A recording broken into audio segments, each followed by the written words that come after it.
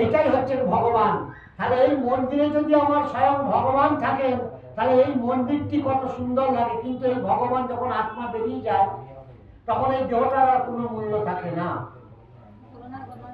এই মূল্য না থাকার ফলে কি হয়, যদি কেউ পাশের বাড়িতে যায়, আজ মন্ত্রণা মারা গেছে তুই গেছিলি বলে শুনে এলি, তাহলে যা যা যা কাপড় চোপড় পরিষ্কার করে স্নান টান করে নিয়ে গঙ্গা জল নিয়ে কাপড়গুলো ছেড়ে রাখবে, শীতকাল হলে তাই বলবে।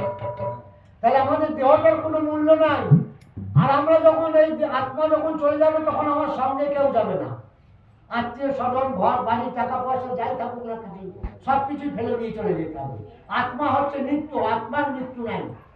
একে আগুনে পোড়ানো যায় না, জলে একে ভুলে যায় না, বাতাসে শুকিয়ে যায় না, অস্ত্র দ্বারা ছেদন করা যায় না।